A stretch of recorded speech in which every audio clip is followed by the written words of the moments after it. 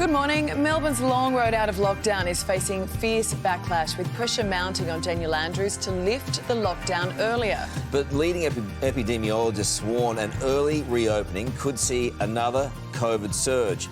University of Melbourne epidemiologist Dr. Jason Thompson joins us now. Doctor, good morning to you. What a time to be in your field. Have you got the modelling right? Yeah.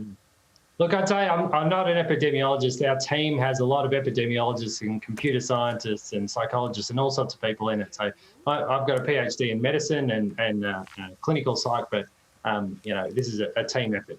OK, apologies. Have you got the modelling right? What we do is we try to do the best modelling that we absolutely can. So we've been working on this, not just recently, but this is work we've been doing for 6 months. So we did a bunch of work starting back in March and April to look at Australia, and we looked at our prospects, in the first wave, and also New Zealand.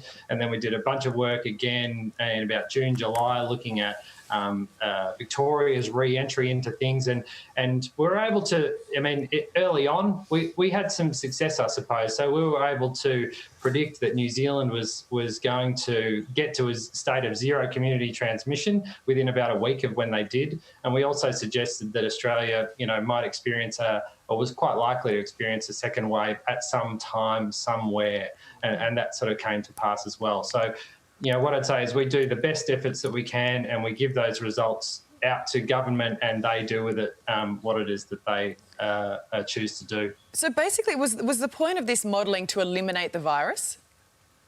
No. So the point of this modelling was to run. So we have the model there. Okay. So the model already exists. It has existed for a long time. It's been live, available for anyone to look at for quite a while. And we've had contributions from all sorts of people into this model. So it's developed over time.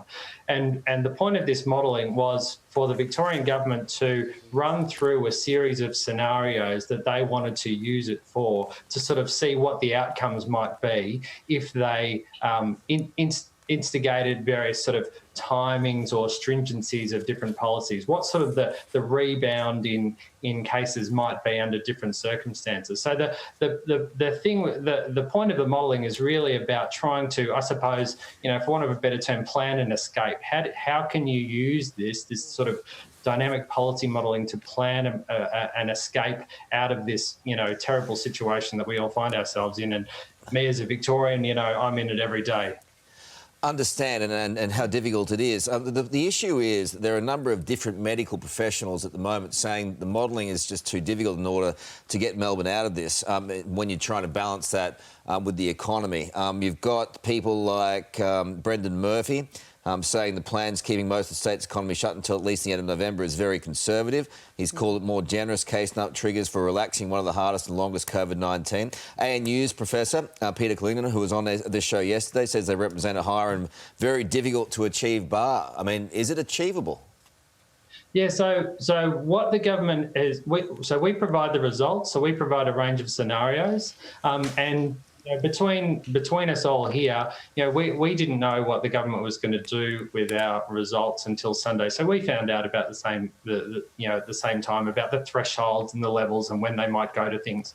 So we laid it all out on the table, and they chose the settings that were of interest to them. So, hang on, sorry, I have to interrupt you because I want to clarify this. You provide a whole bunch of research and information, and then in Victoria, the political officials there interpret it in the way that they want. No, they interpret it in the way in which we sort of give it to them. So they make the best analysis that they can of the results that we get. But again, our input is just one of those inputs. Everyone's got an input. Whether you're in business or whether you're another research institute or anything like that. So again, we're sort of unaware of the other inputs that the government is looking at as well, and there may be many, and our model is good for looking at some things, but it's not as good as a person. So we don't take in. There's lots of things we don't take into account. So we don't take into account, particular settings like abattoirs or healthcare settings or hospitals and that sort of stuff. Our model says nothing about those sorts of things. So do you support the roadmap that was announced on Sunday, just quickly? Look, it's not for me to decide at this point. But what I'd say is that we provided, we're trying to pitch in for Victoria as much as possible to provide as much information as possible. So this is work that we've been doing for free, because we love Victoria and we want to see Victoria get back on track and stay there and not bounce out of back into lockdown anytime soon. Yeah, we all want to see that. Thank you so much for joining us this morning, Doctor. We really appreciate it.